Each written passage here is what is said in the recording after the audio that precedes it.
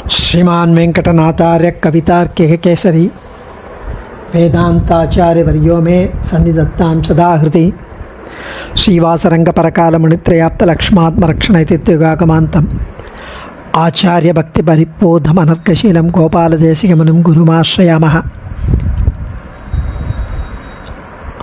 श्रीमद्गोपालार्घ्यदेशिकदयैकपात्रं प्रज्ञाविरक्तिकरुणादिगुणौघवासम् आचार्यसप्तशतीकाव्यं प्रियाधरेण दत्तं श्रीगोपालार्घ्यमहादेशिकमाश्रयामः।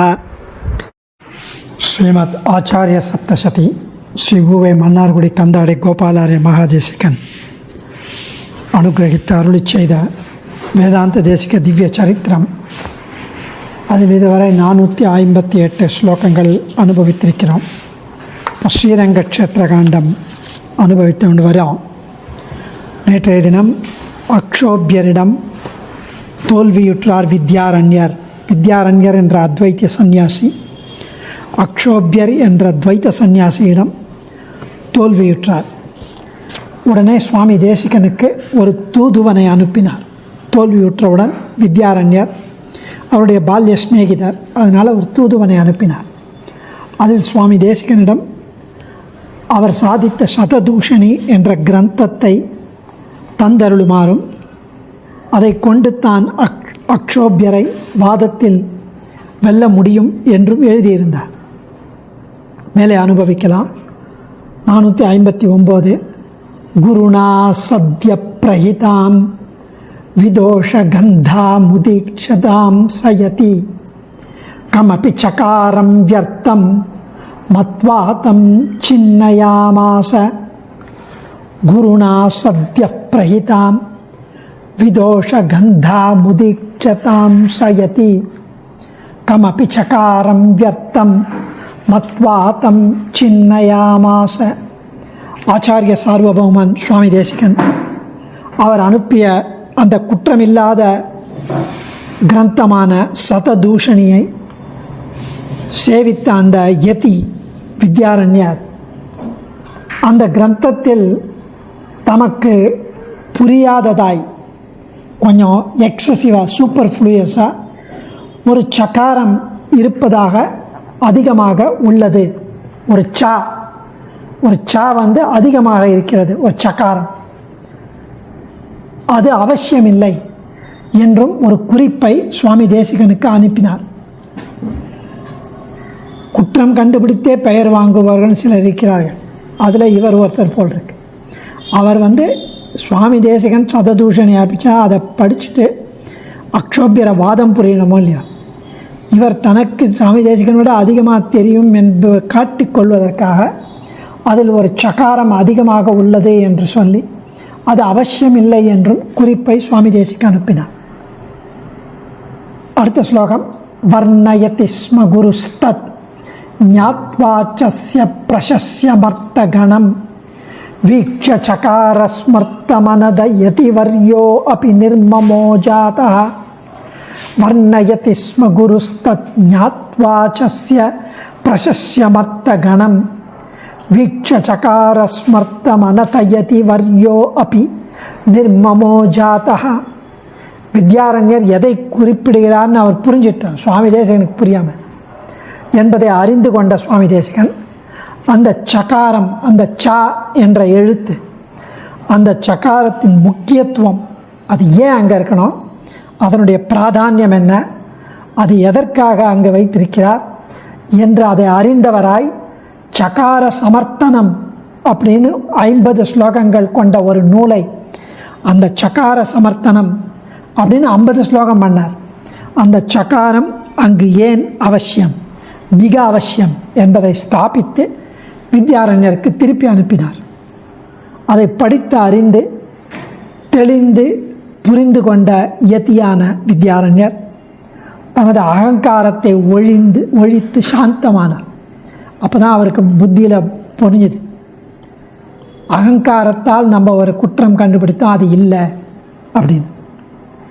461 வந்தியா ஷடச்சிதாத்யாஸ்தேஷாம் கிரந்தாச்சன பிரணமாணமிதி கடு தூஷயதோ குருராட சகண்டத் கௌட பண்டிதான் வாதைஹி வந்தியான ஷடஜிதாத்யாஸ்தேஷாம் கிரந்தாச்சன பிரமாணமிதி கடு தூஷயதோ குருராட சகண்டத் கௌட பண்டிதான் வாதைஹி. சுவாமி ராமானுஜர் காலத்துக்கு முன்னாடியே ஸ்தாபிக்கப்பட்டிருந்தது அத்தியன உற்சவம். ராமானுஜர் காலத்துக்கு முன்னாடியே திருமங்கையாழ்வார் காலத்திலேயே நாதமுனி திருமங்கையாழ்வார் ஏற்படுத்தினதை நாதமுனி ரிவைவ் பண்ணி அப்போவே இருந்த அந்த அத்தியன உற்சவத்தில் 4000 திவ்ய பிரபந்தங்களை பகல் 10 என்றும் ரா 10 என்றும் சேவிக்கும் வழக்கம் பண்டைய காலம் முதலே இருந்து வந்தது. சுவாமி தேசிகன் காலத்தில் கௌட பண்டிதர்கள் போன்ற பாஷண்டிகள் ஷடகோபரான நம்மாழ்வார் முதலான ஆழ்வார்களை சேவிக்கக்கூடாது. அது நீச்ச பாஷை, தமிழ் பாஷையில் எழுதியிருக்கிறது. அவர்களுடைய திவ்ய பிரபந்தங்களான ஸ்ரீசுக்திகளை பிரமாணம் அப்படின்னு எடுத்துக்கொள்ள முடியாது, கோயில்களில் சேவிக்கக்கூடாது என்று கடுமையாக தூஷணம் செய்தனர். அதை பற்றி அவர்கள் தூஷித்து அதை அங்கே உற்சவங்களில் சேவிக்கக்கூடாது, கோவிலில் தமிழ் பிரபந்தங்களை என்று தெரிவித்தனர். சுவாமி தேசிகன் அவர்களுடைய ஜல்பமான வாதங்களை கண்டனம் செய்து ஆழ்வார்கள் துதிக்க தகுந்தவர்களே என்றும் அவர்களுடைய ஸ்ரீசூக்திகளான 4000 திவ்ய பிரபந்தங்கள் வேதாந்தங்கள் உபனிஷத்துக்களின் ஈக்குவல் பிரமாணங்கள் என்றும் ஸ்தாபித்தார். பின் அத்தியன உற்சவத்தை தடையில்லாமல் நடத்தி வைத்தார். திரமிடோபனிஷத் தாத்பரிய ரத்னாவளி என்ற கிரந்தத்தில் இதன் பெருமைகளையெல்லாம் பறக்க ஸ்தாபித்துள்ளார். 462 பகுதா விதாயவாதம் பிரதாசகிஷ்ணுஸ்து கிருஷ்ணமிஸ்ராக்கியः விஜிதோ ரூபகமேகம் பிரபோத சந்திரோதயாக்கியமததர்ஷத். பகுதா விதாயவாதம் பிரதாசகிஷ்ணுஸ்து கிருஷ்ணமிஸ்ராக்கியः விஜிதோ ரூபகமேகம் பிரபோத சந்திரோதயாக்கியமததர்ஷத். கிருஷ்ணமிஸ்ரர் என்ற ஒரு அத்வைதி பிரபோத சந்திரோதயம் என்று ஒரு நாடக நூலை அத்வைத பரமாக அத்வைத சித்தாந்தத்தை ஒட்டி இயற்றினார். பிரபோத சந்திரோதயம். சுவாமி தேசிகன் அதில் இருக்கும் குதிருஷ்டிபரமான தவறான கருத்துகள் கொண்ட குதிருஷ்டியான தர்சனத்தை பலமுகமான வாதங்களை முன்னே வைத்து அவரை வென்றார். அடுத்த ஸ்லோகத்தில் சங்கல்ப சூரிய பூர்வோதயாபிதேயம் விதாய சுதீஹி சத்ய கிஞ்சன ரூபகமதி துஷோ அபி விஸ்மிதோ அகச்சத். சங்கல்ப சூரிய பூர்வோதயாபிதேயம் விதாய சுதீஹி சத்ய கிஞ்சன ரூபகமதி துஷோ அபி விஸ்மிதோ அகச்சத். மேதாவிலாசம் பொருந்திய சுவாமி தேசிகன் வைதிக மார்க்கத்தின் சரியான தர்சனத்தை விவரிக்கும்படியாக விசிஷ்டாத்வைத சனாதன தர்மத்தை ஒட்டி இருக்கும் விசிஷ்டாத்வைத ஸ்ரீ வைஷ்ணவ ஸ்ரீ அந்த தரிசனத்தை விவரிக்கும்படியாக சங்கல்ப சூரியோதயம் என்ற விசிஷ்டாத்வைத பரமான ஒரு நாடக நூலை அருளி செய்தார். அந்த நாடக நூலில் இருக்கும் அர்த்தங்களைக் கண்டு கிருஷ்ணமிஸ்ரர் ஆசிரியத்தில் ஆச்சரியமாக திளைத்தார். இது வேதாந்த தேசிக திவ்ய சகஸ்ரநாமத்தில் 681வது நாமத்தில் வருகிறது. சங்கல்ப சூரியோதயாதஹ கிருத பாரக்கிய நாடக. சங்கல்ப சூரியோதயத்தால் பிறருடைய நாடகத்தை தாழ வைத்தவர்னு அத்வைத மகா பண்டிதரான ஸ்ரீ கிருஷ்ணமிஸ்ரன் என்பவர் ஒருவர் சுவாமியிடம் வாதம் செய்து தோற்றுப்போனார். தான் இயற்றிய பிரபோத சந்திரோதயம் என்ற நாடக கிரந்தத்தை சுவாமியிடம் கொடுத்து பார்க்க சொன்னார். அவர் சுவாமி தேசிகன் அதை பார்க்கவே இல்லையா. அதை பார்க்காமலேயே அவர் சங்கல்ப சூரியோதயம் என்ற நாடகத்தை செய்தருளினார். பின்பு அதை கிருஷ்ணமிஸ்ரரிடம் காட்ட அவர் அதிசயப்பட்டு போனார். ஸ்ரீ சுதர்சன சூரி போன்ற நம் ஆச்சாரியவர்கள் அந்த 2 நாடகங்களையும் பார்த்து கணிசித்து சுவாமியின் நாடகம் பலவிதத்திலும் உயர்ந்திருப்பதைக் கண்டு ஆனந்தப்பட்டனர். பிறருடைய நாடகத்தை பார்க்காமலேயே அதைவிட மேம்பட்ட கிரந்தத்தை செய்பவர் என்றால் அது ஒரு அவதார விசேஷம் என்பதை நன்கு நிச்சயித்தனர். ஸ்ரீ கிருஷ்ணமிஸ்ரரும் சுவாமியின் அனுகிரகம் பெற்று போனார். இந்த சங்கல்ப சூரியோதயம் என்பது 10 அங்கங்களை கொண்ட நாடகம். பகவானுடைய சங்கல்பமாகிற சூரியோதயம் சம்சார இருட்டை போக்க வல்லது. அந்த பகவத் அனுகிரகத்தை பெறும் முறை இந்த நாடகத்தில் காணப்படுகிறது. அதாவது மெல்லிய புத்தி படைத்த சிலர் சாஸ்திரங்களை வாசிக்க மாட்டார்கள், விசாரத்தில் இறங்க மாட்டார்கள். அவர்களுக்கும் நம் சித்தாந்தத்தை அறிவிக்க வேண்டும் என்ற பரம காருண்யத்தினால் பரமகாருணிகோ பகவானான சுவாமி தேசிகன் பரம கிருப்பையாலே நாடக ரீதியில் சித்தாந்த அர்த்தங்களை விவரிக்கிறார். கவினா காருணிகேன கல்பிதோசௌ, கருணை உள்ளம் படைத்த கவியால் கல்பிக்கப்பட்டது என்றும், லலித மனசாம் பிரீத்தியை, மெல்லிய மனமுள்ளவர்களின் சந்தோஷத்துக்காக என்றும் வேதாந்த தேசிகனே உரைக்கிறார். இப்படி வெவ்வேறு ரீதிகளில் ருச்சியுள்ள பலவித சேத்தனர்களை உய்விப்பதற்காக திருவேங்கடமுடையானே தேசிகனாய் அவதரித்து, சாட்சாத் பகவத் ராமானுஜரே தேசிகனாய் அவதரித்து ஸ்தோத்திரங்கள், ரகசிய கிரந்தங்கள், காவியங்கள், விசார நூல்கள், வியாக்கியானங்கள் என்று பல நூல்களை அருளியுள்ளார் என்பர் பூர்வர்கள்.